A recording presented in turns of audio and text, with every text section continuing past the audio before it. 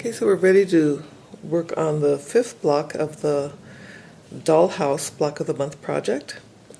This block, we have some pretty large pieces here, and it's pretty straightforward, with the exception, as in all blocks, of several areas that have really small pieces that I will deal with at the end, okay?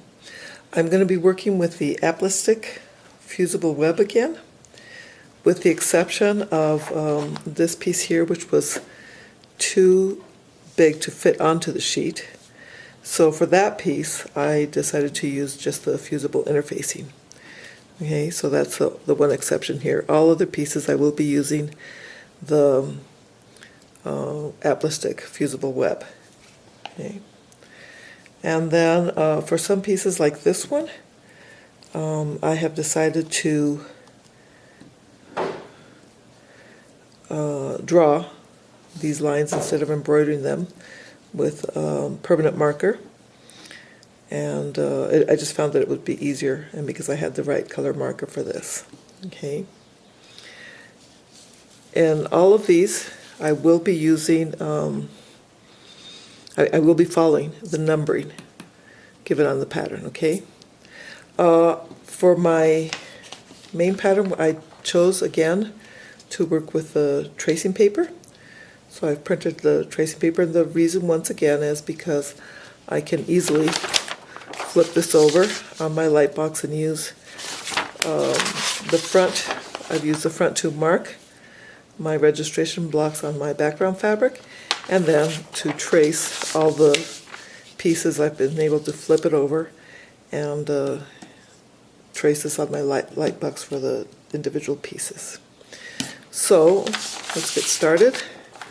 We start on this side and moving along, and then at the end we will deal with these little pieces.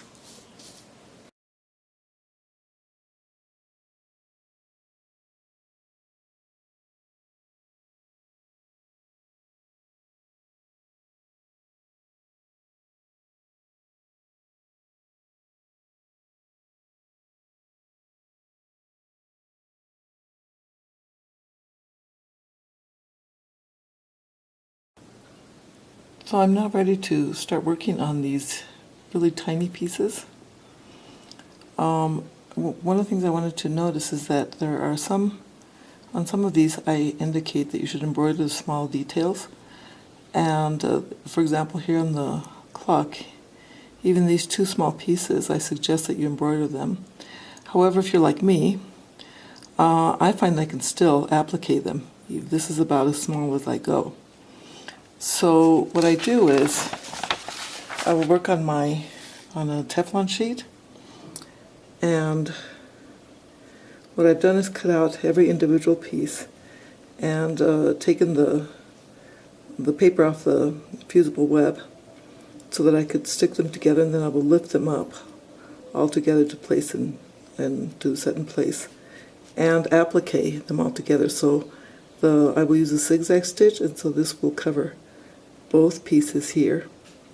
Okay, and then the other thing that I've done is I've just used a permanent marker to mark these lines. Alternatively, you could also embroider them. In this piece, the same thing. I have put all the pieces together, and I will then press them down onto in their place on the background block, and applique them like in one move. Okay, and then this part here, you can see I've traced a line here which I will machine embroider. Okay, then with the perfume bottle, you will notice on the pattern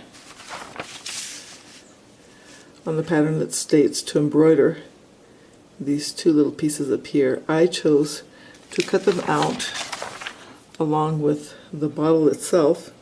And so what I'm going to do is there would be two pieces here, and I am going to use some permanent markers to draw these two little pieces here.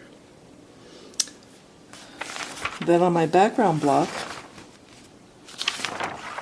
before I applique the vase and the flowers, you see I have already marked 3 lines here that are for the stem. So I will embroider, I'm going to hand embroider these first, and then I will applique the stems and the rosebuds and the leaves.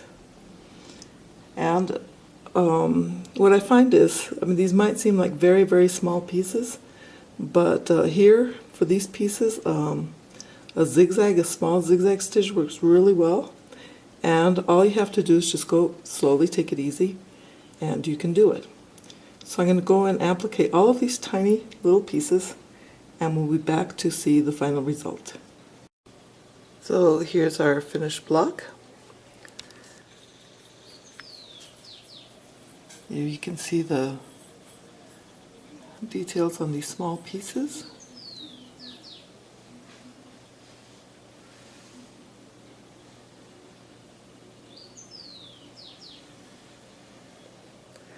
So all in all, I found this is not a very difficult block. I hope you're doing well with your blocks too, and thank you for watching.